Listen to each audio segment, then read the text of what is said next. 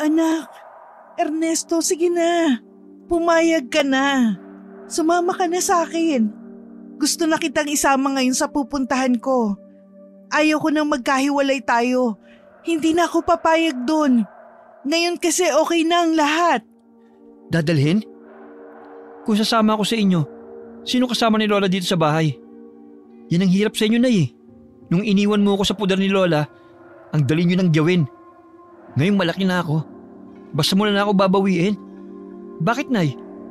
Dahil may pakinabang na ako? Hindi mo alam ang dinanas ko, anak.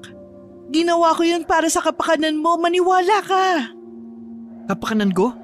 O kapakanan nyo? Hindi nyo rin alam yung dinanas ko. Hindi pa nga ako tapos sa pagluluksa sa pagkawala ni tatay nun. Iniwan mo na ako? Hindi mo alam yung gabi na kailangan ko ng kalinga ng isang ina. Gigising ako sa umaga na nagbabaka sakali na paglabas ko sa kwarto, makikita kitang naghahanda sa kusina. Hindi mo alam yung pakiramdam na yun, Nay. Anak, alam ko. Alam kong mahirap ang dinanas mo, naiintindihan kita. Pero sana patawarin mo ko kung nang ibang bansa agad ako. Para lahat yun sa'yo, anak.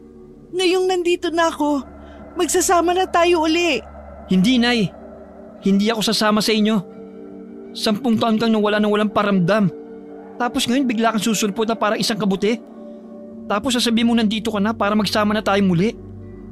Nahihibag na ba kayo? O sadyang epekto yun ng pagsama mo sa kano? Anak, makinig ka. Kailangan kong umalis nun kahit hindi pa maayos ang lahat. Alam mo naman siguro na hindi kami okay ng Lola Lucita mo. At higit sa lahat, hindi ako sumama sa kano. Ang sakripisyong ginawa ko, para sa'yo lahat yun. Para sa akin? Talaga ba? Ang tagal mong nawala tapos ganyan lang ang paliwanag mo? Maaalis ba niya ng mga natanim na hinanakit ko? Mawawala ba ang sama ng loob ko?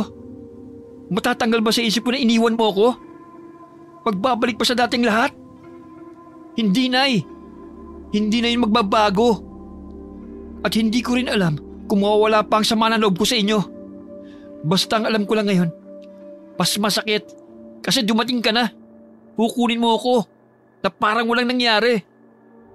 Parang nag-iwan ka lang ng damit na hinubad. Tapos nung malinis na at nakasampay, kukunin mo para isuot uli. Hindi mo nga naiisip yung maiiwan ko rito eh. Paano si Lola? Dahil lang sa nararamdaman mo sa kanya, baliwala sa'yo ang lahat kapag naiwan siya mag-isa? Ako, yung nararamdaman ko, paano na? Wala lang? Tapos sasabihin mong para sa akin ang lahat ng desisyon mo? Hindi, Nay. Para lang sa'yo lahat yan. Nasampal ako ni Nanay noong hindi niya nagustuhan ng mga sinabi ko. Nakita ko rin sa reaksyon ng mukha niya na hindi niya yon sinasadya. Bigla kasi siyang nagsisi sa nagawa niya. Pinunasan niya ang luha na bigla na lamang pumatak matapos niya akong masampal. Pagkatapos ay hinawakan ako sa magkabilang pisngi. Nakita kong kumalat na ang eyeliner na inilagay niya sa kanyang mata. Maging ang foundation niya ay may luha ng gumuhit doon. Yumuko siya habang nakahawak pa rin ang 2 kamay sa pisngi ko. At doon ibinuhos ang matinding pag-iyak. Wala akong balak na sumagot o gumawa ng anumang aksyon. Pero ang totoo, sobrang miss na miss ko na si Nanay. Gusto ko siyang yakapin ng mahigpit na mahigpit. Pero mas nangibabaw sa akin ang galit. Ewan ko ba, isa ito sa problema ko, ang pagkakaroon ng mataas na pride. O sige, kung hindi ka sasama sa akin, hindi na kita pipilitin. Pero sana wag mong hayaang lamunin ka ng galit, anak. Ramdam ko ang bigat ng kalooban niya nang talikuran ako. Pagkatapos nun ay marahan siyang naglakad palayo sa akin. Pagkatalikod niya sa akin, hindi ko na napigilang tumulo ang mga luha ko. Umalis ako ng bahay nang hindi nagpapaalam sa kanila. Nagsimula akong maglakad papunta sa school dahil papasok ako noong araw na yon. Dahil sa pagkalutang habang naglalakad, hindi ko napansin na nakarating na pala ako sa may eskwelahan. Nagulat pa nga ako nang biglang may sumiko sa akin. Pagtingin ko, si Kaloy pala. Mabuti na lamang at malakas makahawa ang good vibes ng kaibigan kong yon. Yung tipong ang lungkot-lungkot mo. Pero kapag siya ang kausap mo, ay nawawala lahat yon. Nakakalimutan mong may pinagdadaanan ka pala. Alam mo, Tol, maganda sana yung si Danica eh.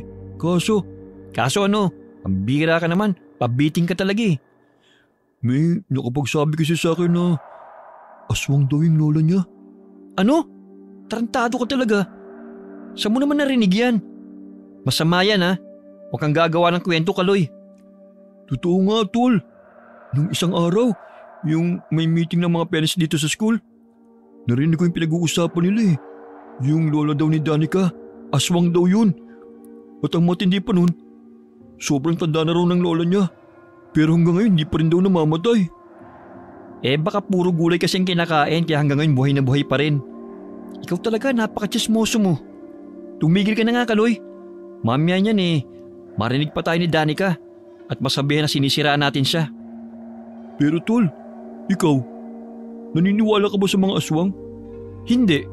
Pero sa chismoso, oo. Tara na nga, pumasok na tayo. Puro ka aswang eh. Napakamot na nga lang ng ulo si Kaloy. Ang kaibigan kong ito ang madalas nakasama ko sa lahat ng bagay. Mapakalokohan man yan o magandang gawain. Lagi kami magkasama.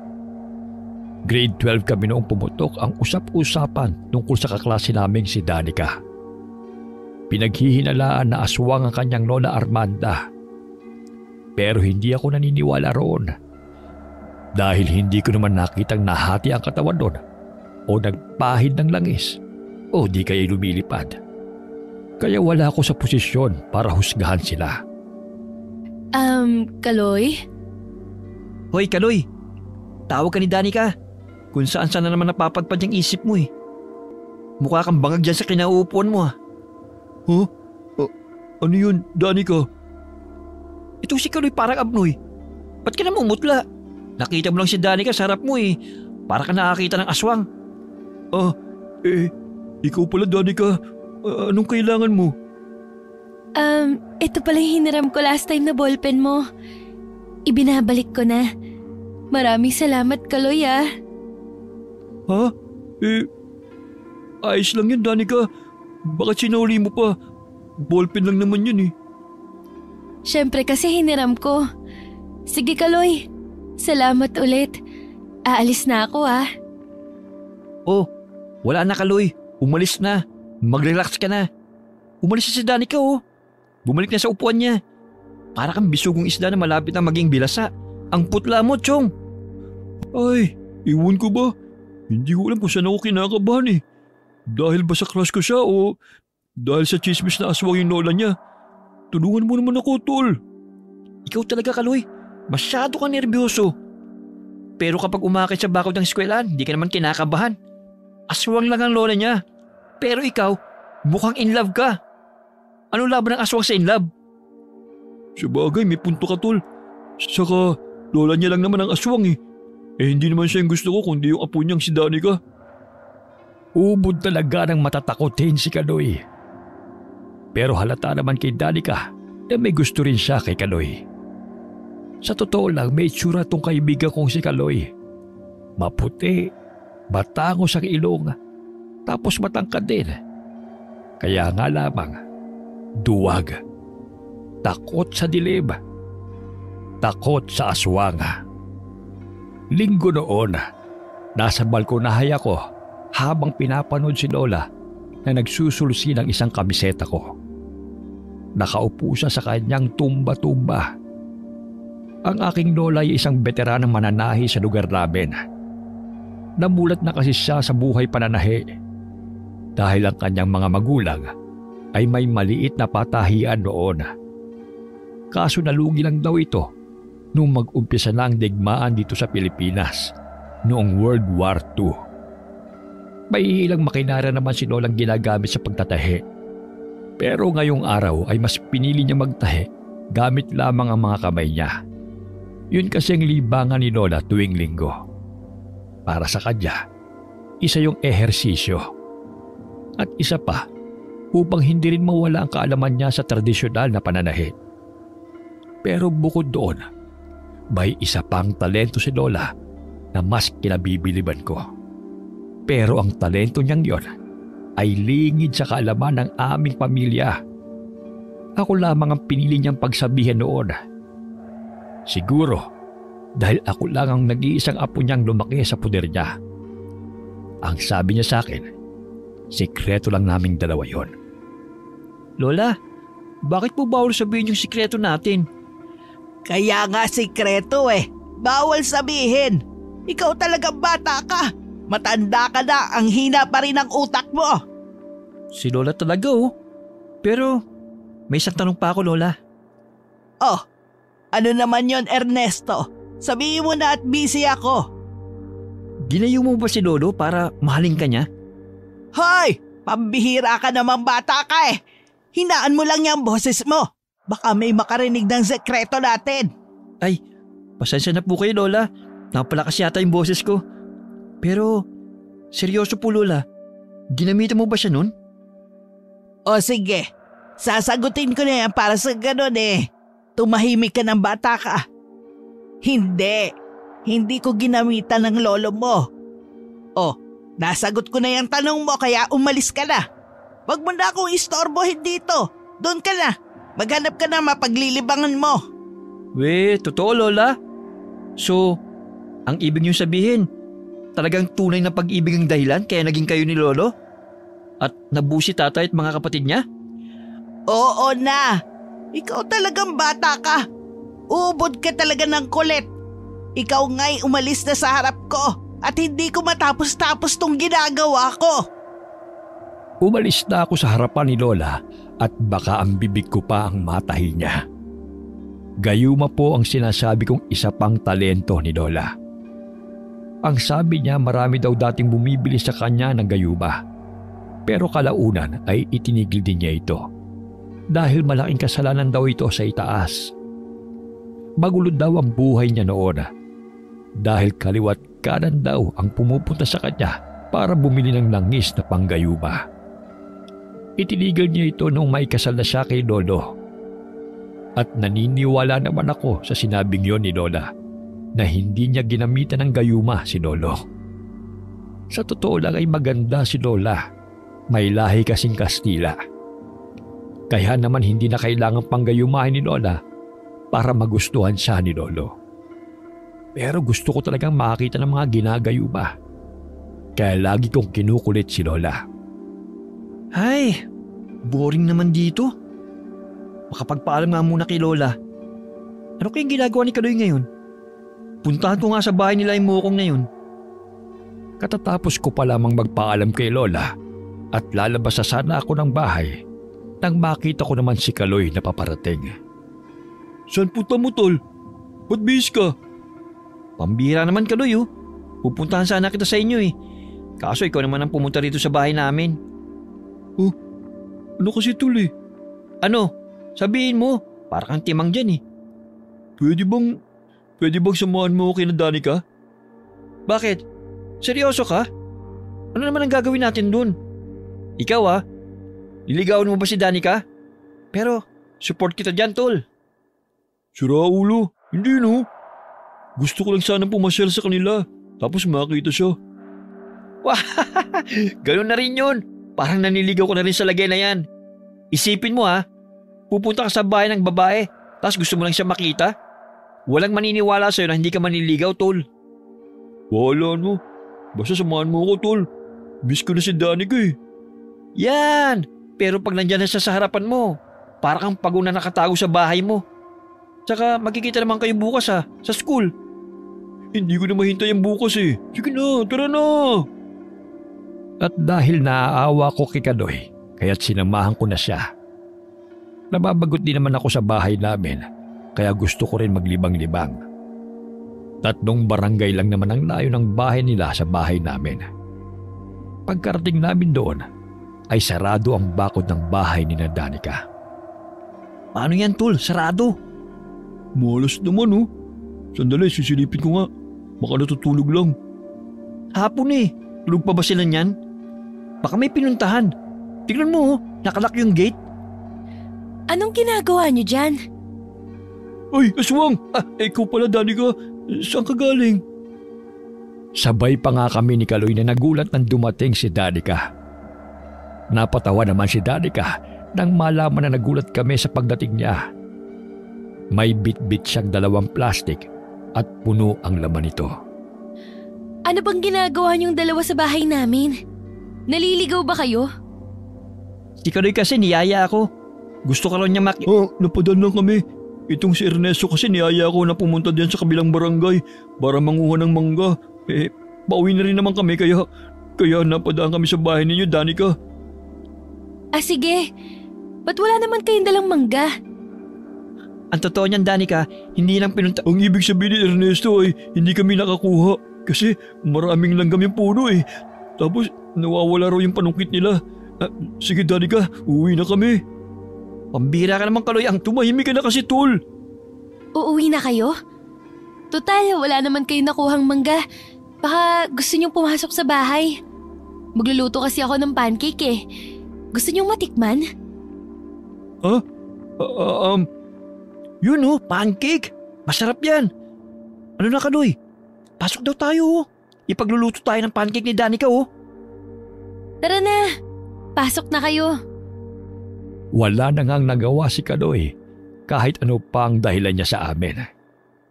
Hinila ko na siya papasok sa loob ng bahay ni Danica. Hindi umubra ang pagpigil-pigil niya nang sumunod na ako kay Danica. Ewan ko nga ba sa kanya. Bakit biglang naging napakatorpe niya pagdating kay Danica? Samantalang napakakapal naman talaga ng pagmumukha niya. Umupo muna kayo. Pagpasensyahan niyo na ha. Medyo magulo ang bahay. Sa lagay na to, magulo pa to. Mukha ngang walang kakalat-kalat eh. Ayos ka lang ba, Kaloy? Bakit hindi ka dyan nagsasalita? May problema ba? Huwag mo nang isipin to si Kaloy, Danica. Sadyang tahimik lang talaga to pag nasa ibang bahay. Lumiliit kasi yung bayag eh. Sira ulo ko talaga, tol. Kayong dalawa talaga. Puro kayo kalokohan. Sige, maiwan ko muna kayo at magluluto lang ako ng pancake sa kusina. Nilibot ko ng tingin ang buong bahay. Ito yung tipikal na bahay na normal sa isang Pilipino. Yung may isang TV, may isang set ng upuan, tapos may sofa. Malinis yung sahig at kisame. Pati yung kurtina sa bintana, maayos din ang pagkakalagay. May 2 kwarto na puro sarado ang pintuan. May ilang larawang nakakwadrong nakasabit sa dingding. Pero wala akong nakitang salamin. Walang nag-iingay, siguro dahil walang tao sa labas o maging dito sa loob. Maliban kasi sabi ni Kaloy na nakaupo sa sofa, ay wala na akong nakikitang ibang tao. Maging yung sinasabi nilang lola ni Danica, hindi ko nakikita. Maya-maya ay bumalik si Danica sa amin at may dala siyang 2 basong malamig na tubig. Uminom daw muna kami habang hinihintay maluto yung pancake. Pagkatapos naman ay bumalik din siya sa kusina. Umagaw sa atensyon ko ang isang tungkod na nakasandal malapit sa isang kwarto. Hindi ka ba natatakot, tol? Parang kakaiba dito sa bahay ni Danica. Ayan ka na naman sa mga nararamdaman mo eh. Niyaya mo ako dito tapos ngayon tatakutin mo ako. Totoo nga, tol. Nung pagpasok pa lang natin kanina sa bakod, may iba na akong nararamdaman eh. Tapos sobrang bigat ng pakiramdam ko dito sa loob ng bahay. Ganyan siguro pag in love. Mabigat ang pakiramdam tapos may ibang pakiramdam, tol. Tingnan mo nga yung paligid Sobrang linis. Yung sahig naka-floor wax pa. Inumin mo na lang yung tubig mo. Sa totoo lamang, tama si Kaloy. Noong pagpasok nga namin sa bahay, may ibang aura akong naramdaman. Sobrang bigat ng katawan ko pagkaapa ko pa lamang sa sahig. Pero ayokong ipahalata yun kay Kaloy at baka kasi magpanik pa siya. Napaka-nervyoso kasi niya. Kaya baka yun pa ang maging dahilan para mapahama kaming dalawa. Uwi lang kaya tayo, tol. Kinakabahan talaga ako eh. Paano yung pancake? Masarap kaya yun? Uunahin mo pa ba yung kaysa sa mga sarili natin? Baka kainin tayo ng aswang dito. Sige. Pero magpaalam muna tayo kay Danica. Baka mamaya magulat yun na umuwi tayo. Sabihin na lang natin nang biglang sumakit yung tiyan mo. Eksakto naman doon na tapos na si Danica magluto ng pancake. Hindi ko alam kung paano magpapaalam sa kanya nang hindi mahalata na kinakabahan kami. Mukhang uulan na rin kasi, kaya kailangan na rin naming umuwi ni Kaloy. Para tuloy na sayang lang ang pagpunta namin dito. Ang pangit lang talaga ng ambience ng bahay na ito. Pakiramdam ko, may iba pang nakatingin sa amin. Danica, bigla kasing sumakit yung tiyan ni Kaloy. Uwi na sana kami. Ha? Sumakit yung tiyan mo, Kaloy? Sayang naman. Luto na tong pancake eh. Oo, Danica, pasensya ka na. Bigla lang sumakit yung tiyan ko eh. Kailangan mo ba ng banyo? Doon yung banyo namin. Hindi kasi ako sanay sa ibang banyo eh. Ito kasi si Kaloy kung ano-ano kinakain. Kaya yan tuloy sumakit yung tiyan niya. Sige na Danica, mauna na kami. Salamat dito sa tubig ha. Pasensya ka na, naabala ka pa namin. Tumayo na kami at handa na sanang lumabas ng bahay ni Danica. Nang biglang bumukas ang isang kwarto roon at lumabas ang isang matandang babae. Kulubot ang mukha na may matangos na ilong. Medyo pakuba na rin ang likod nito. Sa tansya ko, nasa 80 pataas na ang edad niya. Napansin ko na mayroon siyang peklat sa noo. Para tong tinaga ng matalim na bagay. Uuwi na kayo? Opo Lola. Uuwi na sila. O nga pala, siya ang Lola Armanda ko.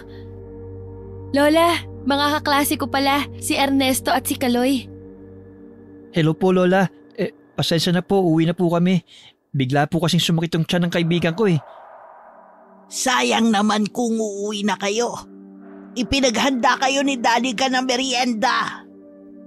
Iyaan nyo na Lola. Baka kasi abutan din sila ng ulan eh. Sige na, tumuloy na kayo. Iba ang tono ng pananalita ng lola ni Danica. Para bang ayaw niya pa kaming paalisin. Lahat ng paraan ng pagpigil para hindi kami umuwi ay ginawa na niya. Sa paraan niyang yun, pinaparamdam niya sa amin na para bang may binabalak siyang hindi maganda.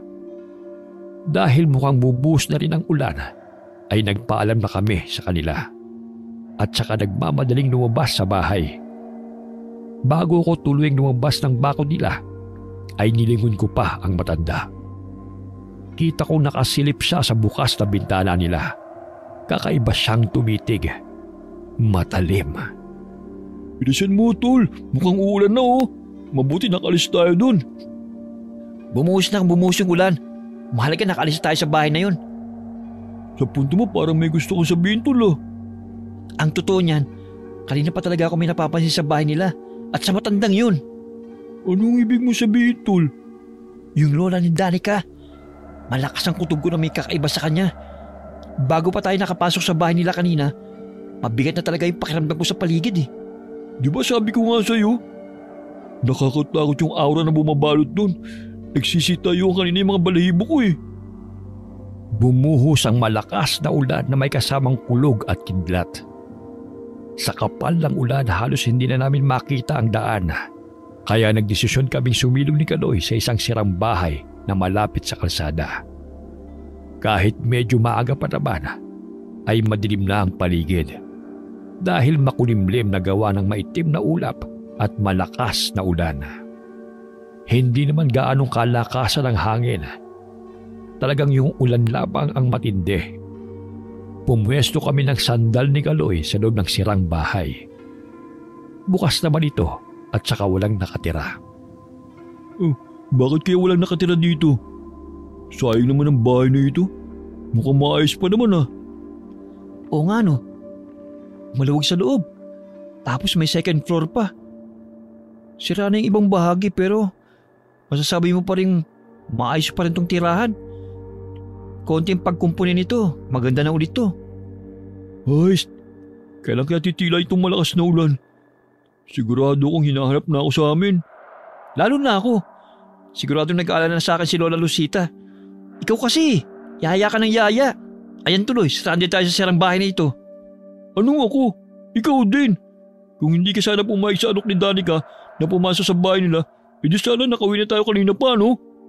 Aba, ako pa ngayon na may kasalanan? Sino ba nag-iaya sa akin na punta si Danica?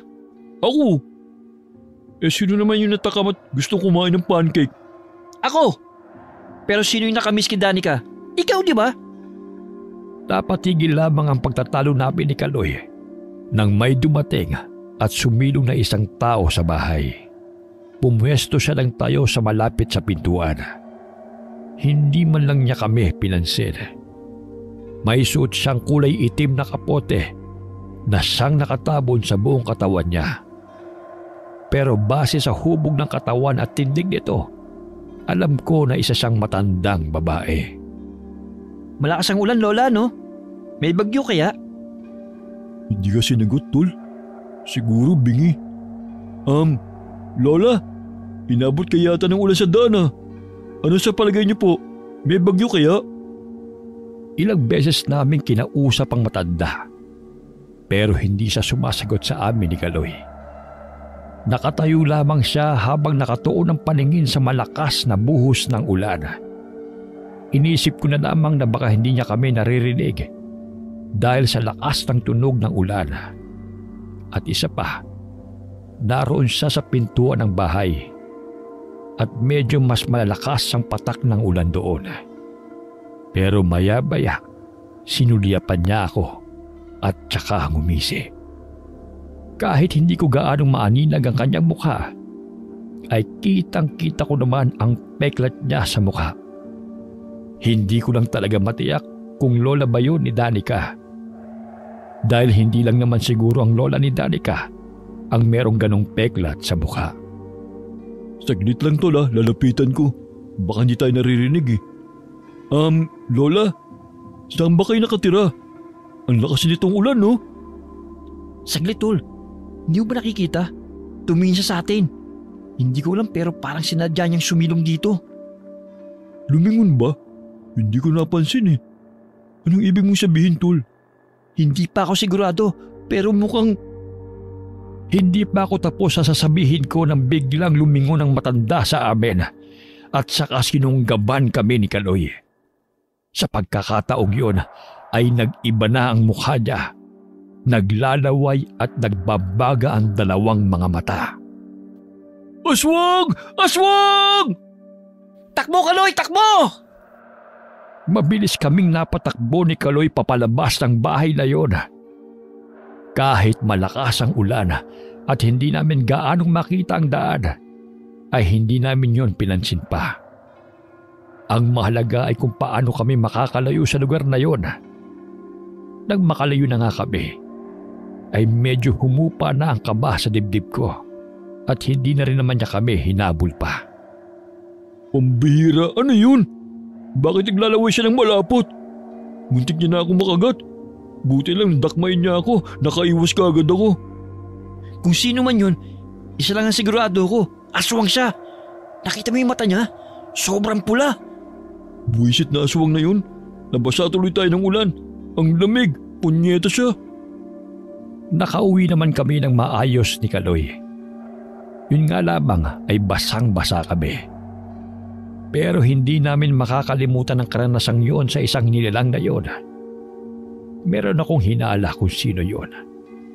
Pero wala pa naman akong sapat na ebidensya kung sino talaga ang aswang na yun. Kinabukasan, maaga akong pumasok sa eskwela. Umuulan pa rin naman, pero panaka-naka na lamang. Dahil masyado pang maaga, binuhat ko ang isang silya at saka inilagay sa tapat ng pintuan ng silid-aralan namin. Wala pa noon si Kaloy.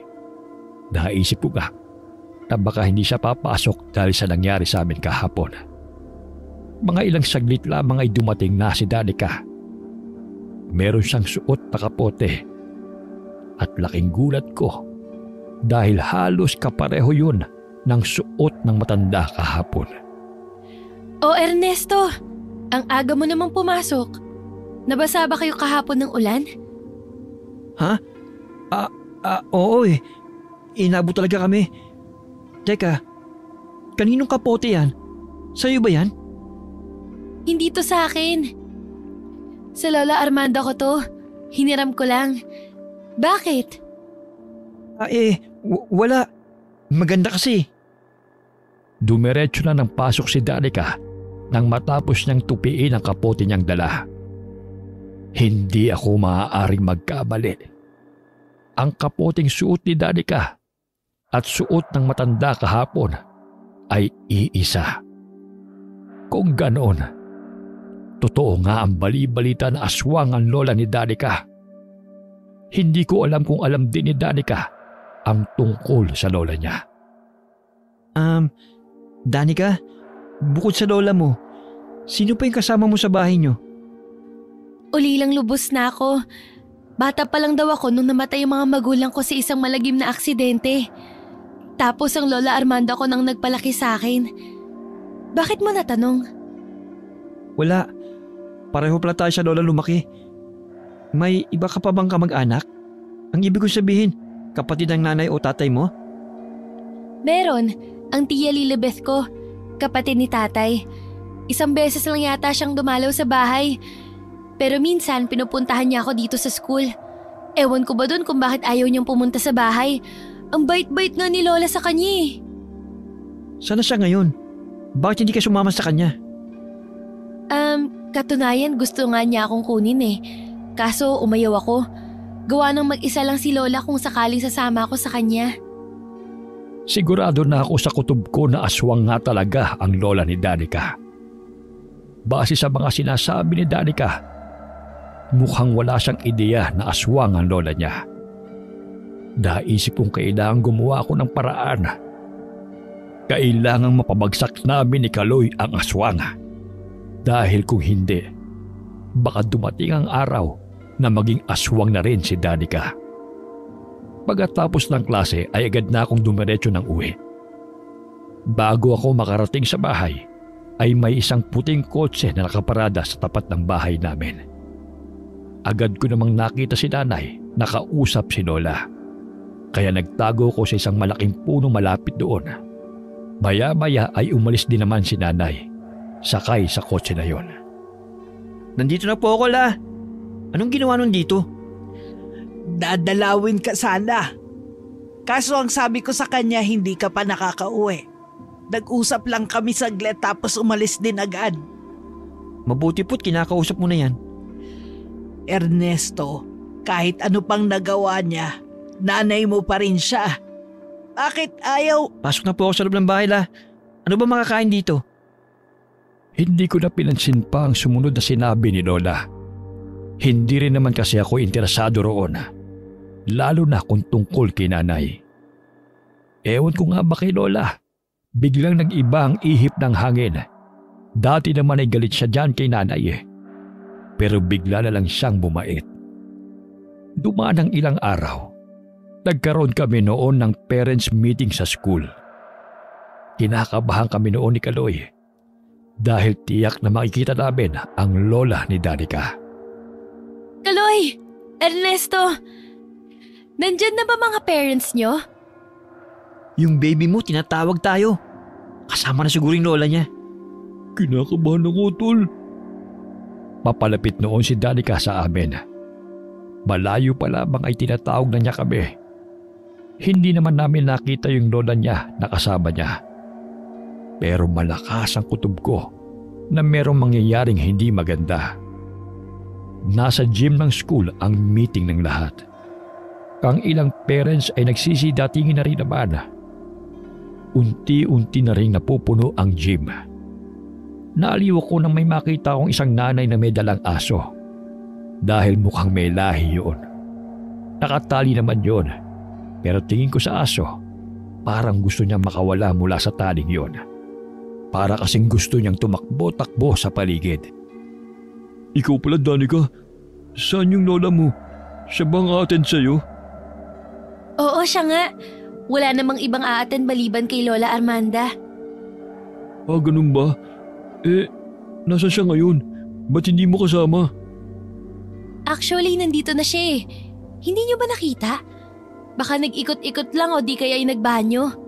Sa inyo ba? Sinong a-attend? Sa akin yung papa ko a-attend. Ewan ko rito kay Ernesto kung sinong a-attend sa kanya. Hoy, Ernesto, kinakausap ka namin. Kung saan ka na naman nakatingin eh. Ha? Ano ba kasi pinag-uusapan nyo? Pasensya na, nakakaliw kasi yung aso eh. Ang cute, kasing cute Kaloy. Tarantado ka, puro kakalukuhan. Mukhang aso ba ako? Ba't hindi ba? Kayong dalawa talaga. Sige, maiwan ko muna kayo. Hanapin ko lang si Lola. Mukhang nag-uumpisa na kasi eh. Mga ilang saglit pa ay dumating na rin naman ang papa ni Kaloy, maging si Lola. Hinatid lang namin sila sa jeep, tapos bumalik na kami ni Kaloy sa room. Wala na rin namang klase dahil sa meeting na ginaganap. Yung ibang mga estudyante nga ay nagsiuwian na. Ang iilan naman ay nanatili sa school. Mga ilang minuto pa, nagpasya kami ni Kaloy na mag-ikot-ikot sa buong paaralan. Kanina pa naman nag-umpisa ang meeting, kaya maya-maya lamang ay matatapos na rin yon. Ano bang ginagawa natin dito sa likod ng school, tol? Bakit niyaya mo ako rito? Parang naiiba kasi ako eh. May banyo dyan na minsan lang nagagamit eh. Gagamitin ko muna. Tsaka lang sa labas ha, look out ka. Tarantado. May banyo naman doon sa room ha. Ba't dito ka pa? Hindi kasi ako makakapag-concentrate kung may mga boses akong naririnig. Kaya sige na, look out ka dyan ha. May mga sirang gamit na itinambak sa tabi ng pinuntahan naming banyo. Mga silyang sira, lamesa, pisara, bakal, at kung ano-ano pang mga sirang gamit ng school. May mga lumang classroom din ng school doon na hindi na ginagamit. Ang ibang parte nga ay natatabunan na ng matataas na talahib. Nakapwesto na ako ng upo sa toilet bowl. Nasa kasagsagan na ako ng kasarapan noon sa ginagawa kong pagbabanyo nang makarinig ako ng kaluskos sa likod ng banyo. Parang may kung sinong tumatakbo sa damuhan doon. Kaloy, ikaw ba yan? Anong ginagawa mo dyan sa likod? Ano sinisigaw-sigaw mo dyan? Nandito lang ako, sira ulo! Ha? Sino nandidinig ko dito sa likod? Baka guni-guni mo lang yan, tol! Bilisan mo na dyan! Matatapos na yung meeting! Tinapos ko na nga ang ginagawa ko at saka lumabas ng banyo. Agad kong sinilip ang likuran ng banyo at doon ko nakita ang mga damuhang nakatumba. Parang may kung sinong dumaan doon kaya kinalabutan kagad ako. Tara na, umalis na tayo rito. Paano ka? Mukhang balisa ka, tol ah. Ano ba nakita mo sa likod? O ay lumabas ang sama ng loob mo sa banyo? Hinila ko na kaagad si Kaloy na umalis. Tapos sinabi ko sa kanya kung ano yung mga nakita ko. Kinabahan naman siya at kung ano-ano nang iniisip. Pagkarating namin sa isang building, nakasalubong namin ang isang babaeng estudyante. Sabi niya nawawala daw ang aso nila at dito banda tumakbo. Pero ang sabi namin, wala naman kaming nakitang aso roon. Nalaman ko, yun yung aso kanina na tinitignan ko na hawak ng isang nanay. Bumalik na rin lang ang babaeng estudyante matapos naming sabihan. Niyaya ko naman si Kaloy na pumasok na sa gym kung saan ginaganap ang meeting. Pagkapasok namin doon, nakita kaagad namin si Danica. Oh, Danica, saan na yung lola mo? Hindi ko nga mahanap eh. Kanina pa ako ikot ng ikot. Matatapos na yung meeting, hindi ko pa rin siya nakikita. Akala ko ba nandito siya? Oo nga eh. Pero ewan, hindi ko siya mahagilap. Pero maya-maya ay dumating ang lola ni Danica. Galing daw siya sa labas ng school dahil may pinuntahan daw tong isang kakilala. Pero may napansin akong kakaiba sa suot nitong damit at sandalyas. Medyo maputik ang sandalyas niya at may mga maliliit na bulaklak pa ng halaman na nakadikit sa damit niya. Para siyang galing sa isang talahiban. Kaya doon na ako nag-umpisang kutuban. Kumusta kayo mga bata?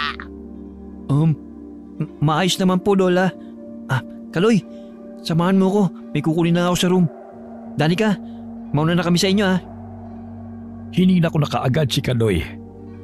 Ang matanda naman ay pumuwesto ng upo para makinig sa nagsasalita sa meeting. Iniwan din namin si Danica kasama ang ibang close niyang mga kaklase. Nagmadali ako sa paglalakad palabas habang pinagpapawisan. Ano ba yung kukunin natin sa room at nagmamadali ka, tol?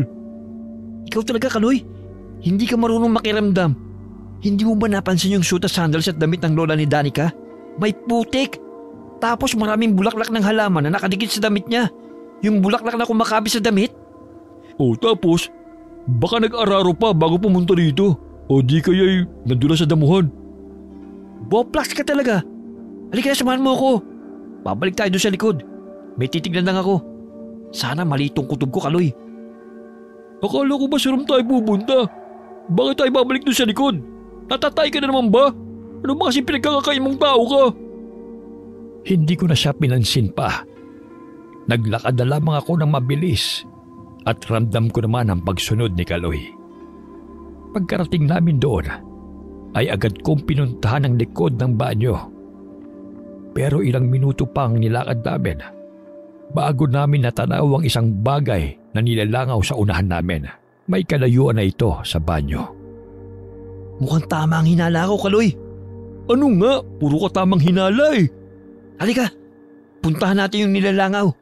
Yun ang kasagutan sa mga tanong mo. Ano nangyari dyan, tol? Sino may gawa niyan? Tama nga ang hinala ko, tol. Tama nga. Anong ibig mong sabihin, tol? Hindi ako maaaring magkamali. Siya may gawa nito. Sino? Sabihin mo na, tol. Ang lola ni Danica. Siya may gawa nito. Nang puntahan namin yun ni Kaloy, bumungad sa amin ang nilalangaw na katawan ng isang aso. Halos masuka kami sa sinapit ng aso. Warak ang tiyan nito. At saka nawawala pang ibang parte ng laman loob nito. Bumalik kami ni Kaloy sa lugar na pinaggaganapan ng meeting. Sakto naman noon ay tapos na ang meeting. Palabas na mga parents sa gym. Pinaalam din namin sa may-ari ng aso na nakita namin ang alaga nila sa likod ng eskwelahan sa damuhan. Umiyak ang may-ari nang makitang nangyari sa kanilang aso. Ang paniniwala nila, malaking bayawak ang gumawa noon sa aso nila. May malalaking puno kasi doon na pinamumugaran ng mga bayawak. Pero kami ni Kaloy, iba ang paniniwala namin. Hindi na namin sinabi dahil alam naming wala rin namang maniniwala sa amin. Pagkatapos naman doon ay umuwi na rin kami. Ikinuwento ko kay Lola ang nakita ko sa school pagka-uwi namin. Hindi ko po nakita, Lola. Pero alam ko na lola ni Danica may gawa nun.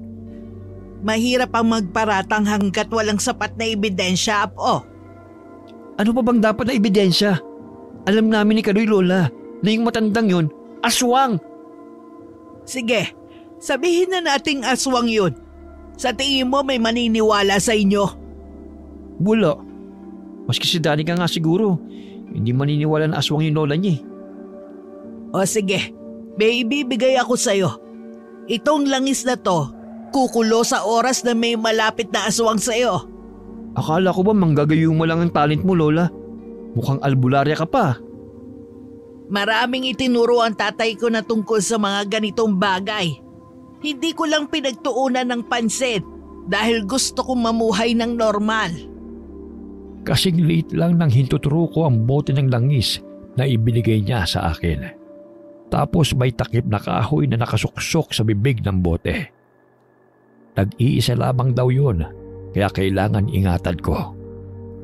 Kinabukasan, dala ko sa school ang langis na ibinigay ni Lola. Pero hindi ko yun pinaalam kay Kaloy. Baka kasi matarantala naman siya at malaman ng aswang na meron ako noon. Napakadaldal pa naman ni Kaloy. Grabe talaga yung nangyari kahapon, tol, no? Wala tayong magagawa, Kaloy. Walang maniniwala sa atin. Hayop talaga yung lola ni Danica. Ay, hindi pala hayop. Aswang pala. tumahimik ka na. Nandyan na si Danica oh. Oh, Ernesto, Kaloy. Sa susunod na linggo, birthday ko na. Gusto ko nandun kayo. Ayoko na wala kayo sa 18th birthday ko. Ha? Saan ba yung gaganapin? Sa bahay. 8:00 ng gabi gaganapin. Pili lang yung mga bisita. Kasi mas gusto ko na parang private lang siya. Ah, sa bahay niyo gaganapin? Ay, siguro sasakit yung tiyan ko sa araw na yan. Si Kaloy na lang. Siya na lang aaten, Danica. Sira ulo. Noong mga nakaraang araw, madalas na sumasakit yung ulo ko eh. Baka sa araw na yan, hindi maganda yung pakiramdam ko. Ipagbalot mo na lang kaya kami, Danica. Sumimangot sabay bumuntong hininga si Danica sa harap namin. Umalis siya nakalaylay ang 2 balikat. Kaya nagkatinginan kami ni Kaloy. Ano nangyari dun? Bakit biglang nag-walk out? Sa palagay mo, malamang nagtampo yun sa atin. Tumayo na kaming 2 ni Kaloy sa kinauupuan namin at saka sinundan si Danica. Sinabihan namin siyang nagbibiro lang naman kami at aattend kami sa birthday niya.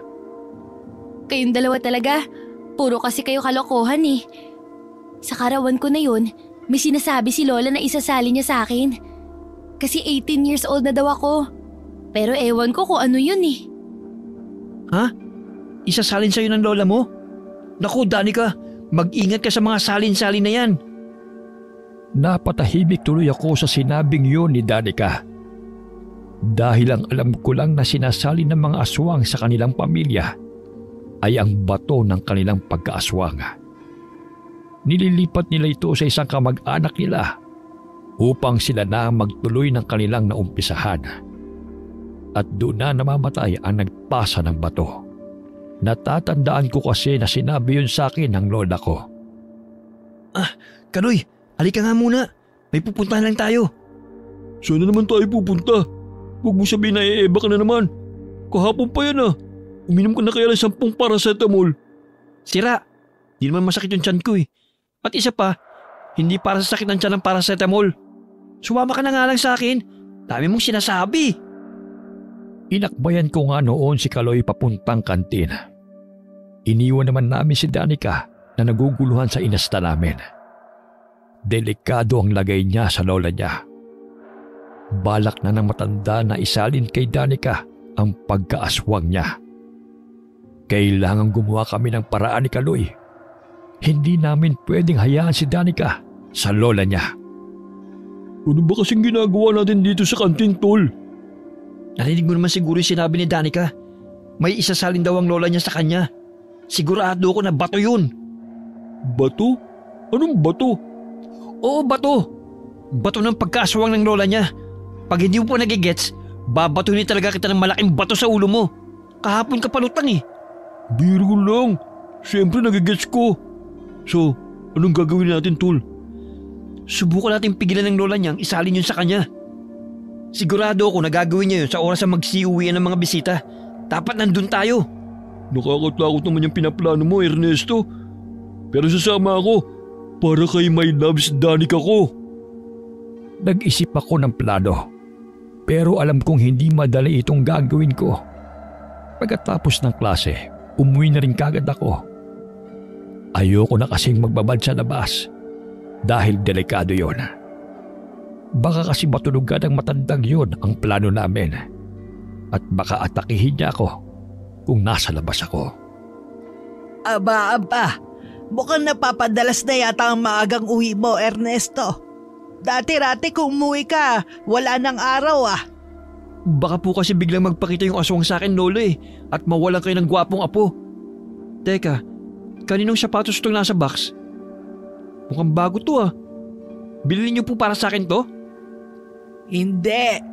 Nandito kanina ang mga pinsan mo at Tito Greg mo. Dala nila yan. Ibigay ko raw sa'yo. Himala, dinalaw ka nila. Pero maganda tong sapatos Trip ko to. Alam na alam niya yung mga type ko Katunayan yan, Apo. Galing yan sa nanay mo. Patawarin mo na kasi ang nanay mo. Ay, nagbago na pala yung taste ko. Ayoko na nitong sapatos. Ang pangit. Umalis ang nanay mo pagkatapos ilibing ang tatay mo.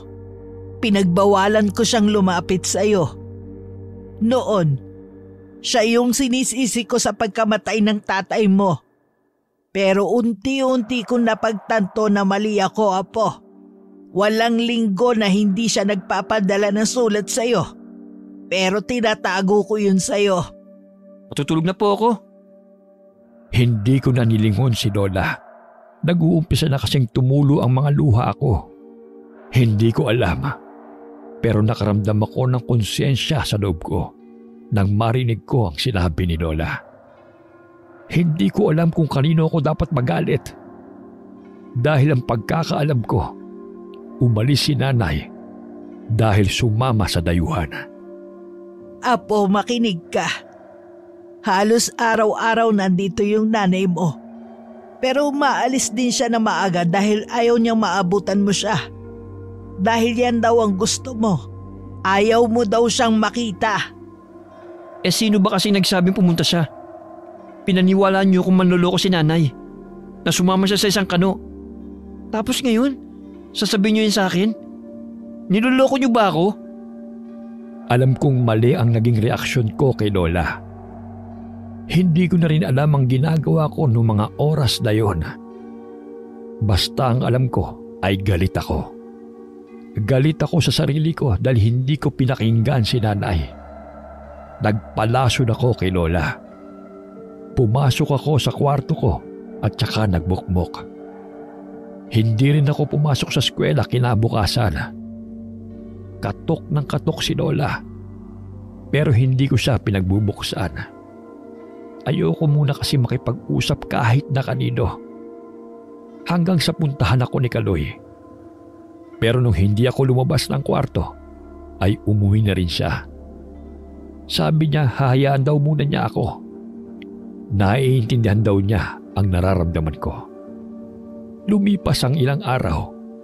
Medyo maayos na rin ang pakiramdam ko. Nakakausap na rin ako ni Lola at maayos na rin kaming dalawa. Bukas na yung birthday ko Dapat magsuot kayo ng casual para sa 18 Roses. Para naman disente kayo tingnan.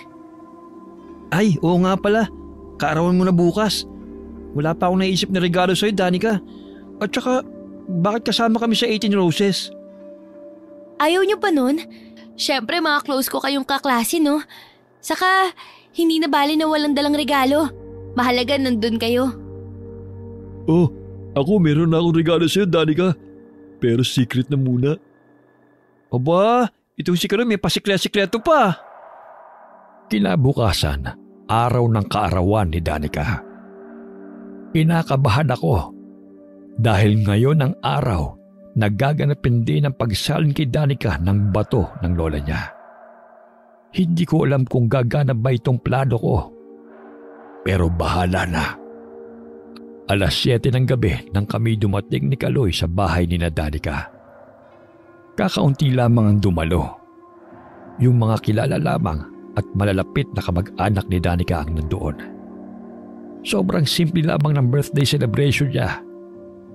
Yung mga nakasama sa 18th Roses, isinayaw lang si Danica. Nagulat na lamang si Kaloy na siya pala yung last dance ni Danica. Ibig sabihin doon, special si Kaloy kay Danica. Pero ewan ko ba kay Kaloy? Dahil napakatorpe niya. Kanina pa namin hindi nakikita ang lola ni Danica. Simula kasi nang dumating kami, hindi ko malang siya nakita. Hindi na naman maganda ang kutob ko. Pero alam kong nasa paligid lamang siya dahil yung dala kong langis sa bote ay kumukulo. Patunay na may aswang na malapit sa akin. Kain lang kayo ng kain, Ernesto, Kaloy. Pasensya na ha, medyo busy lang. Dumating kasi yung ibang kamag-anak ko. Pero mamaya konti, uuwi na rin silang lahat. Kaya aasikasuhin ko muna sila. Ayos lang kami dito, Danica. Sige lang, unahin mo muna sila. Hoy, Kaloy, ayos ka lang ba? Ang totoo niyan, tol, hindi. Kanina pa ako kinakabahan. Ano nang gagawin nating plano? Meron na akong plano. Pero hindi ko alam kung gagana ba ito. Ano ba yan, Tol? Siguraduhin mo, baka tayo maging aswang niyan, ha? Tumahimik ka nga. Nag-iisip na nga ako ng paraan eh. Kainin mo na lang yung lumpia sa plato mo. Lumipas pa ang ilang oras. Unti-unti na rin nagsisiuwian ang mga bisita. Noong kami nalabag, ay nagpaalam na rin kami kay Danica.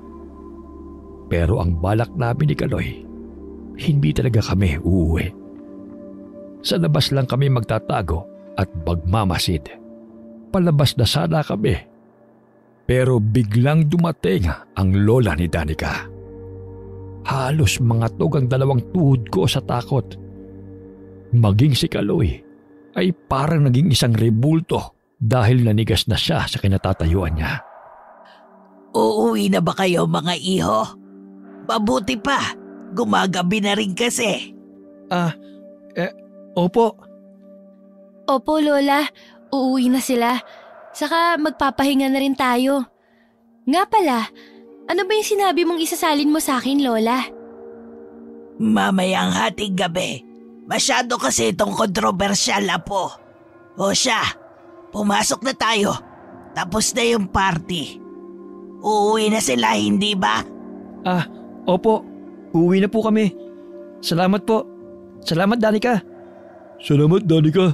Mauna na kami. Nagmadali na kaming lumabas ni Kaloy. Kakaiba itong nangyayari. Dati halos ayaw kaming pauwiin ng matanda. Pero ngayon, halos ipagtabuyan niya kami.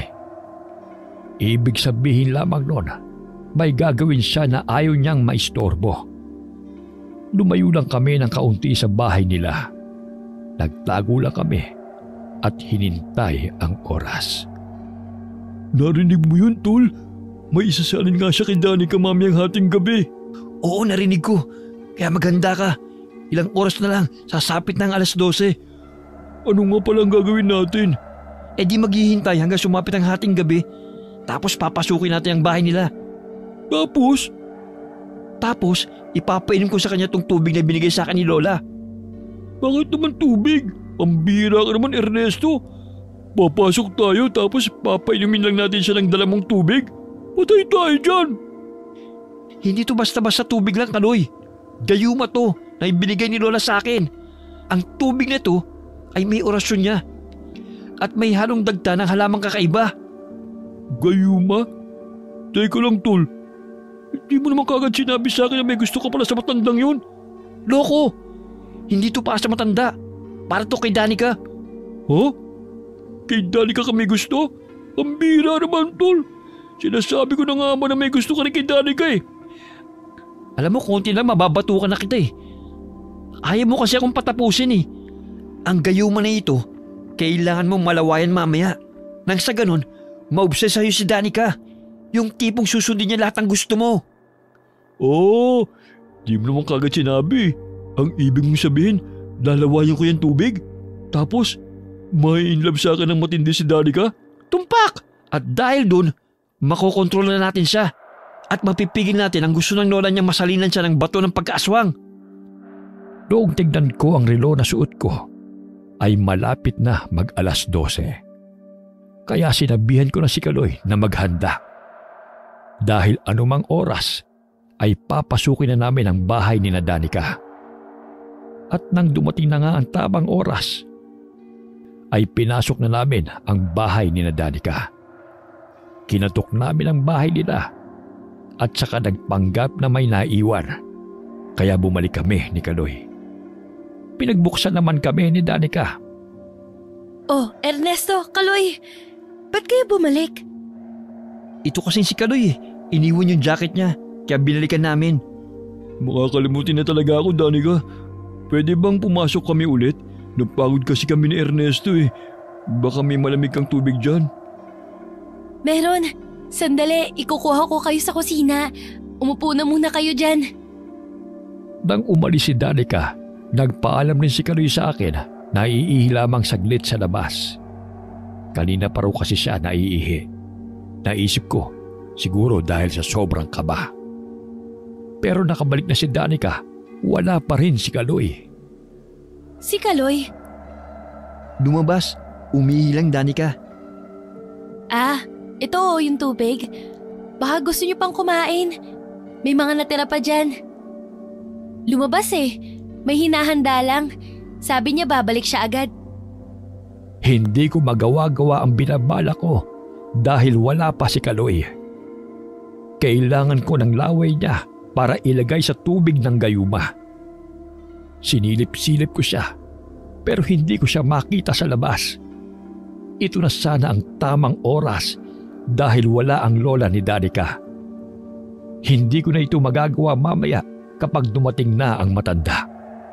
Kaya wala na akong nagawa kundi ang mapilitang lawayan na lamang ang tubig na dala ko at ilagay sa isang baso. Danica? Favor naman Pwede bang makisuyo? Gusto ko sana ng lumpia Meron pa bang natira? Oo naman. Sandali ikukuha ko kayo ni Kaloy. Sige, salamat Danica Pasensya na sa abala Sa pag-alis ni Danica ay doon ko na isinakatuparan ang plano ko. Nilawayan ko ang dala kong tubig sa malit na lagayan nitong bote. Pagkatapos ay isinalin ko yun sa isang baso, sabay lagay ng tubig. Bahala nang magalit sa akin si Kaloy kung sa akin ma-inlove itong baby loves niya. Ito Ernesto, dinamihan ko na yan. Para yung sobra, iuwi niyo ni Kaloy. Nga pala, saan na ba si Kaloy? Yun nga ang isa sa kinababahala ko Baka biglang umuwi. Pero hayaan na muna natin siya. Sama mo kaya akong kumain. Uminom ko ng tubig. Si Kaloy talaga nang iiwan. Sa bagay, hindi ko pa natitikman tong lumpia Saka di pa ako makain mula kanina. Titikman ko nga to. Nababahala na talaga ako kay Kaloy. Iba na ang kutob ko sa mga nangyayari sa mga oras na yon. Pero hindi ko pwedeng iwan si Danica hanggat hindi niya iniinom itong tubig. Pero sa tingin ko, malapit niya nang inumin yon dahil dumampot siya ng lumpia at saka sinubo. Teka, may panulak pa ditong soft drinks Sandali Ernesto, kukuha lang ako. Wag na Danica. Pasama kasi yung soft drink sa gabi. Hindi tayo makakatulog. Ito, mag-water ka na lang from Pasig River. Ayaw mo ba? Baka si Kaloy gusto. Naku, walang hilig yun sa soft drinks. Sige na, itong tubig na lang ang inumin mo. Napangiti ako ng matamis nang tanggapin ni Danica ang basong may halong gayuma. At nung inumin niya nga ito, ay lalong napangiti ako. Sa wakas ay nagtagumpay ako. Ilang minuto na lamang, e-epekto na ang gayuma. Yun kasi ang sinabi sa akin ni Lola nang ibigay niya yan sa akin. Ang totoo pa nga niyan, nahirapan pa akong kumbinsin si Lola na bigyan ako niyan. Pero ang sabi ko, kakalimutan ko ang kasalanan niya sa akin basta bigyan niya ako ng gayuma. Kaya ayun, binigyan niya ako kahit labag sa loob niya. Oh Ernesto, ba't nakangiti ka? Wala. Natutuwa lang ako kasi inaasikaso mo kami. Maya-maya ay lumabas ang lola niya mula sa kusina. Tumingin siya sa akin ng matalim. Pagkatapos ay tinanong niya ako kung bakit hindi pa raw ako umuuwi. Hindi niya inaalis ang titig niya sa akin. Nakakatakot siyang pagbasdan. Kaya iniwas ko ang tingin ko sa kanya. Nakalimutan kasi ni Kaloy yung jacket niya, Lola. Kaya binalikan nila. Opo, Lola. Aalis na rin kami maya-maya. Bilisan nyo. At may gagawin pa kami. Tapos na yung party, dapat nakauwi na kayo kanina pa. Ang ginawa ko ay lumabas ako para hanapin si Kaloy. Nakita ko siyang nakahiga sa labas ng bakod. Masakit daw ang batok niya dahil may humampas sa kanya. Kaya nawalan siya ng malay. Tiyak ako na nawala ni Danica yun. Nakita ko kasi siya bago ako nawala ng malay. Aray, ang bato ko. Ang sakit pa rin. Tumayo ko na riyan. Haharapin na natin yung aswang. Mag-uumpisa na sila sa pagsasalin. Iligtas natin si Danica. Tumayo na nga noon si Kaloy. Tapos nagmadali kaming pumasok sa bahay ni Danica. Walang kasiguruhan kung mapipigil ba namin ang matanda. Pero gagawin namin ang lahat ng paraan para mapigil ang pagsali niya ng pagkaaswang kay Danica. Pagkapasok namin sa bahay nila, ay kaagad kong kinausap si Danica. Danica, may dapat kang malaman. Ano naman yun, Ernesto? Ang lola mong yan, isang aswang. At ang isasali niya sa'yo, ang bato ng kanyang pagkaaswang. Ano ba tong kalokohan mo, Ernesto? Totoo sinasabi ni Ernesto, Danica. Aswang ang lola mo. Katunayan nga hinataw niya ako kanina sa bato ko, kaya nawalan ako ng malay. Pati ba naman ikaw, Kaloy? Alam kong lagi kayo nagpapatawa at naglolokohan. Pero bakit pati yung lola ko dinadamay niyo sa kalokohan niyo? Hindi to kalokohan, Danica. Totoo ang sinasabi naming aswang yan. Sumagot ka, tanda! Di ba aswang ka? Kung aswang ako, bakit hindi ko ba kayo kinakain? Huwag ka na magmaang-maangang tanda. Danica, siya din yung pumatay sa aso sa school natin nung nakaraan. Sumusobra na kayo.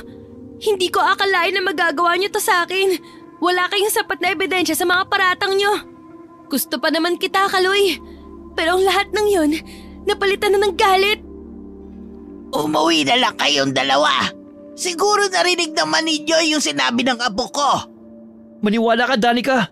Aswang ang lola mo. Tol, gawin na kaya natin yung gayuma. Huwag ka mag-alala. Napainom ko na si Danica ng gayuma. Huh? Kaninong laway? Huwag mong sabihin na. Tama ka. Laway ko nga. Ano? Pambira ka naman, Tol eh. E di sa'yo magkakagusto yan. Hayaan mo na. Hindi ko naman siya gusto eh. Ginawa ko lang yun dahil wala ka kanina. Pwede ba? Umalis na kayo! Magsasalita pa sana ang matanda nang biglang nahilo si Danica at kamuntika ng matumba. Mabuti na lamang at naitukod niya ang kamay sa katabing upuan. Alam ko na yun na ang sintomas ng gayumang pinainom ko sa kanya. Ilang minuto na rin kasi ang lumipas matapos niya yung inumin. Anong nangyari, apo? Okay ka lang ba, Danica? Sa tingin ko, gumana na yung gayuma, Kaloy. Pambira ka naman, Ernesto eh. Paano yan? Sa'yo yan mainlove. Dahil narindi ako sa ingay ni Kaloy, binatukan ko na siya at binulungan. Ano ka ba? Huwag kang maingay. Babalik din naman sa dati ang lahat eh. Ilang araw lang ang itatagal ng gayuma. Mawawala rin kagad yun. Dahil hindi naman panghabang buhay na gayuma yung binigay sa akin ni Lola eh. Ang mahalaga, makokontrol natin si Danica ngayong gabi. Ernesto? Ernesto! Ayun na nga ba sinasabi ko sa'yo, Tony? Kumukorting puso na ngayon yung mata ni Danica sa'yo. Apo? Apo! Anong nangyayari sa'yo? Bumalik ka dito! Niyakap nga ako ni Danica, sabay halik sa aking pisngi. Para siyang obses sa akin. Mabilis siyang hinila ng lola niya. Hinawakan ko naman si Danica sa kamay at nakipaghilahan sa matanda. Lola, ano ba? Bitiwan mo ko, mahal ko si Ernesto. Ano ba, Danica? Gumising ka nga. Anong ginawa mo sa apo ko? Bakit para siyang linta kumakayakap sa'yo? Wala po. May pinainom lang po ako sa kanya. Para hindi na matuloy yung pagsali mo sa kanya ng pagkaaswang mo. Sige, apo. Pumili ka. Yang mga kaklase mo o ako na lola mo na nagpalaki sa'yo. Sorry po, Lola. Pero hindi ko kayang mawala si Ernesto. Pwes, magsama-sama kayong lahat. Talagang ginagalit niyo ako. Dahil doon ay nag-iba na ang anyo na matanda. Para siyang isang mabangis na hayop na nagmula sa masukal na kagubatan. Ang malalapot nitong laway ay tumutulo na sa sahig. Ganoon na lamang ang pagkagulat ni Danica sa kanyang nasaksihan. Kaya hinila ko na siya para makalayo sa kanyang lola. Inilabas ko siya ng bahay. Pagkatapos ay binalikan ko si Kaloy na nakatulala pa rin sa harap ng matanda dahil sa pagkabigla. Kaloy, tara na! Oo, tol! Mabilis na tumakbo si Kaloy. Pero dahil ang kupad-kupad niya ay naabutan siya ng matanda. Nagawa nitong mahawakan si Kaloy sa braso at pilit na hinihila. Sa kusina naman ako napatakbo, kaya nakakuha ako ng mga platong babasagin sa lalagyan nito.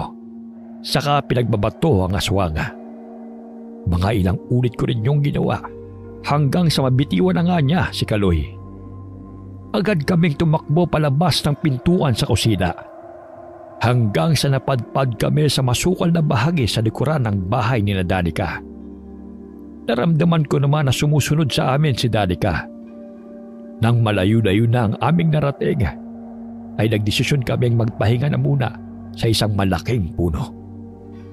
Ayos ka lang ba, Danica? Ayos lang ako, Ernesto ko. Ikaw, okay ka lang ba? Hoy, Ernesto naman eh. Tignan mong ginawa mo. Mas nauna ka pang yumakap dyan. Kung hindi ko ginawa yun, baka ngayon nasalina na si Danica ng bato ng aswang. Pwede bang tumahimik ka muna? Naririndi na sa'yo yung baby loves ko eh. Talaga lang, tol ha? Sa oras na magisingin sa ulirat, isusumbong kita. Ang sarap ng pagkakayakap mo dyan ha. Pwede bang ako naman? Sige, pero teka lang. Nadidinig mo ba yun? Mukhang lang dyan yung aswang. Kaya tumakbo ka na! Muli kaming tumakbo ng mabilis hanggang sa makarating kami sa isang ilog. Naaninag naman namin kahit papano ang daan dahil sa sinag na nagmumula sa bilog na buwan. Kailangan lang naming makalayo sa aswang na yon. Pero habang nagmamadali kami sa aming pagtakbo, ay biglang nadapa si Danica. Natapilok siya. Dahilan para mahirapan siya sa kanyang paglalakad. Dahil sa pangyayaring yun, ay medyo bumagal ang aming pag-usad. Kaya wala na akong nagawa pa, kundi ang kargahin si Danica sa aking likod. Hanep, pinanindigan mo talaga tol ah. Sarap na sarap ka dyan ah. Ano ka ba, Kaloy? Sa susunod na araw, sayong na to. Ano bang pinagtatalunan niyo, Ernesto ko? Wala, Danica. Yung boyfriend mo ka ako, ang lakas-lakas. Hindi ko na masyadong pinansin pa si Kaloy. Patuloy lang ako sa pagtakbo kahit mabagal at hirap na hirap. Mabigat kasi si Danica kaya hindi ko magawang tumakbo na mabilis. Nakasunod naman sa amin si Kaloy habang bulong ng bulong at may mga sinasabi siyang hindi ko maintindihan. Pagkarating namin sa dulo, ay may isang kulay itim na aso kaming nakita. Humarang ito sa aming daraanan. Hindi ito gumagalaw sa kanyang pwesto. Ang dalawa niyang mata ay umiilaw dahil sa refleksyon ng liwanag ng buwan. Kinilabutan ako dahil pakiramdam ko siya ang matanda. Bakit may aso dito sa gubat? Ang laki ah. Huwag mo na lang pansinin, Kaloy. Maglakad ka na lang. Huwag mo siyang tignan. Baka naniligaw yan tol. Eh di tulungan mo. Dog lover ka naman, di ba? Naku, ayoko. Baka aswang yan. Yun na nga sinasabi ko eh. Kaya hayaan mo na lang. Maglakad ka na lang. Noong malagpasan na namin ang aso, ay hindi pa rin ito gumagalaw. Pero ang hindi namin inaasahan, ang makakita na naman kami ng isa pang aso. Pero napansin ko na yun din ang asong iniwasan namin. Hindi naman kami bumalik sa pinanggalingan namin. Pero ang nakapagtataka, bakit naroroon na naman siya? Lo? Aso ulit? Ilang aso bang meron sa gilid ng ilog na ito? Mukhang yung asong dinaanan natin kanina, Ernesto ko. Katulad din ng asong to. Tama ka, Danica. Ang asong ito, aray! Naku ba, tol? Ba't mo ko kinurot? Wala. Sweet nyo kasi masyado eh. Baka langgamin tayo dito. Baka nakakalimutan mong hinahabol tayo ng aswang. Huwag ka na nga kasi magselos. Sinasakyan ko lang siya eh. Maya-maya, ang itim na aso ay biglang tinubuan ng pakpak. Hanggang sa tuluyan itong naging malaking ibon. lumipad ito at saka nagpaikot-ikot sa ibabaw namin. Sinasabi ko na nga ba pinaglalaroan lang tayo ng aswang. Takbo! Kaya mo pa ba, Ernesto ko? Ang landi nyo, bahala na nga kayo dyan. Mabilis na tumakbo si Kaloy at saka iniwan kami. Siguro ay hindi na kinaya ang matinding selos, kaya napatakbo na lamang na mabilis. Hindi ko rin siya maaabutan dahil sa karga-karga ko si Danica. Pagkarating namin sa dulo, malapit na yon sa highway. Pero medyo mapuno pa rin ang paligid. May tulay roon na siyang nagdurugtong sa dalawang bayan. Bumulusok pa ibaba ang malaking ibon at pasugod ito sa amin ni Danica. Pero noong papalapit na yon ay bigla akong umupo. Dahilan para hindi niya ako mahawakan. Ibinaba ko saglit si Danica para makagalaw ako na maayos. Agad din namang bumalik sa anyong tao ang aswang na yon. Ginagalit niyo talaga ako! Danica! Sumama ka sa akin! Ayoko po, Lola! Ayoko! Gusto ko po si Ernesto! Huwag niyo po kaming paghiwalayin, pakiusap! Hindi mo makukuha si Danica, tanda! Gagawin mo lang siyang aswang at para lang yung sa kapakanan mo, hindi para kay Danica! Tama! Para yun sa kapakanan ng mga aswang! Kumukonti na kasi ang bilang namin sa mundo! Kaya dapat habang bata pa siya, ay isalin ko na itong bato para maging aswang ng maaga si Danica! Nang sa ganon, ang magiging anak niya ay magiging aswang din kagaya niya! Hindi mangyayari ang tanda! Dahil nandito kami ni Kaloy... Ay, putik, nasa ba si Kaloy? Basta pipigilan ka namin! Kung ganon, wala na akong magagawa kundi ang gumamit ng dahas! Muli siyang nagpalit ng anyo bilang isang baboy rabo at saka ako sinugod. Natumba ko ng banggay niya. Kinagat niya rin ako sa braso nang gamitin ko itong panangga. Ibinaba ko muna si Danica para makalaban ako sa aswang. Ernesto ko! Nasaan na ba si Kaloy? Bakit hindi ka niya tulungan? Lola, tama na po! Huwag mong saktan si Ernesto! Ernesto, may sugat ka! Ayos lang ako, Danica. Hayaan mo na si Kaloy. Siguro nakarating na yun sa tulay. Bumalik muli sa anyong tao ang aswang at saka lumapit sa akin. Si Danica naman ay hindi rin makatayo dahil sa paa niyang masakit. Kung hindi sana kayo nangialam, hindi sana ito mangyayari! Tumigil ka na, Lola! Hindi ko akalain na aswang ka! Kasuklam-suklam ka! Ikinakahiya ko ang pamilyang to! Humagulgol si Danica. Dahil doon, nagalit ng matindi ang matanda. Galit nitong sinabihan si Danica. Yan ang napala mo sa kakasama sa dalawang yan! Naging swail na po! Ikaw na lalaki ka! Humanda ka sa akin! Pagbabayaran mo ang pangingialam mo sa pamilya namin! Katapusan mo na ngayon! Pagkasabi noon ay bigla na lamang niya akong nabitiwan. Pagkabagsak ko sa lupa, ay narinig ko ang pag-igik ng matanda. Mabilis ko siyang tinignan at doon ko nakita ang kawayang tumagos sa dibdib niya. Ayos ka lang ba, anak? Nay, paano po kayo napunta rito? Nakasalubong ko siya doon sa tulay Hinahanap ka raw. Doon siya galing sa bahay ni Danica. Ang sabi kasi ng lola mo pupunta ka sa birthday ni Danica. Tapos may gagawin kayo. Kaya sinundan kita. Nag-alala kasi ako, anak. Hindi ko na malayan noon na tumutulo na pala ang luha ko sa aking mga mata. Bumalik sa alaala ko noong bata pa ako kung paano ko alagaan ni nanay.